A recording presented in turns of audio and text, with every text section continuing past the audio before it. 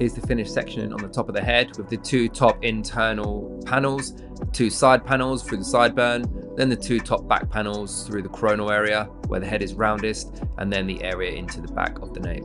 Adam's going to start working through the front of the face, working with the vertical section through that top panel, as he really wants to establish the length and the shape through the fringe area for this client, as this is going to be a really important focal point of the haircut.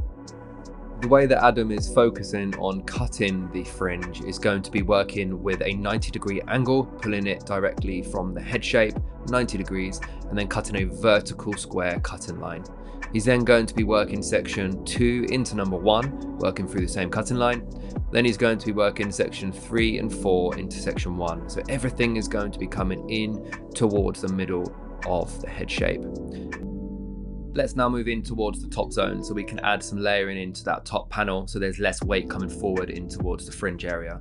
So we're technically now working the internal shape from the fringe panel that we've just created the external. Adam started to work with the vertical profile guide where he's just cut an inch or two off to take away that corner of weight, just to reduce the amount of weight and density working through that center panel. Once he's got that center panel done, he can then start to work horizontally either side of that vertical panel and then connecting the shape to the sides.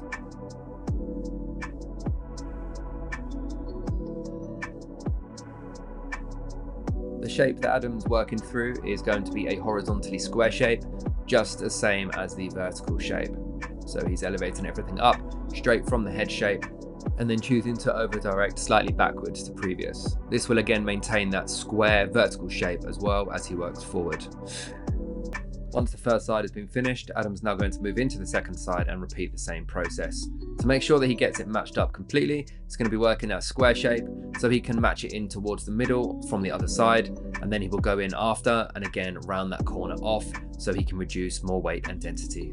Adam's going to move on in towards the two isolated back panels at the top of the head where the roundness is, where he's going to continue that same square cutting line from the front in towards the back and connect in that length until it drops out, leaving the bottom area where the nape is completely disconnected for now.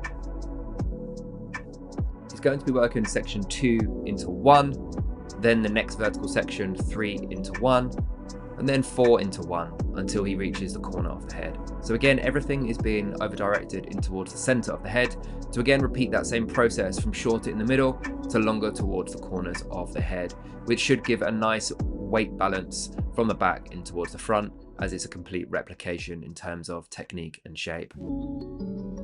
Once Adam has completely cut the internal shape, he's actually going to be leaving that long disconnected panel through the mullet area at the back and maybe personalizing it towards the end when it's drier. He's going to be spraying in now some Aveda Texture Tonic, which is a great product to place in to enhance movement and texture, which is great through the mid-lengths and ends, and even through the root area without making it too dry or gritty.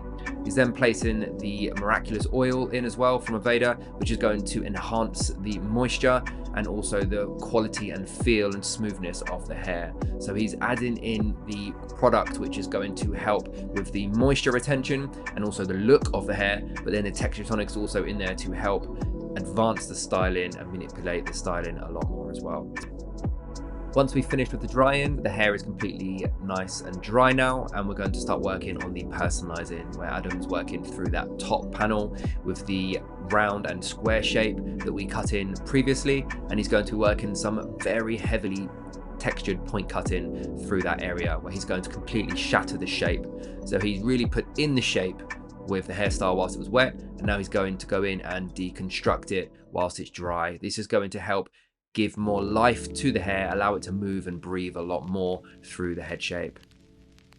To finish off the look, Adam's going to be coming right in front of the client and personalizing the fringe to make it much more textured and choppy through the perimeter of the haircut. Everything internally is looking great, beautiful and really soft. The density has been removed and the hair is sitting beautifully in its shape, where we have that nice round bowly shape through the top, which is that jellyfish-esque, and then we have that nice disconnected panel through the back. Although it's heavily disconnected, visually it looks pretty connected from the top to the bottom, and that's the beauty of working with disconnection in this way. Once Adam's worked through the fringe and he's happy with the texture in the fringe, he's then going to finish it off with a little bit more texture tonic, working through the top just to let that set and dry in very naturally. It's a great product to use not only on wet hair, but also dry as well.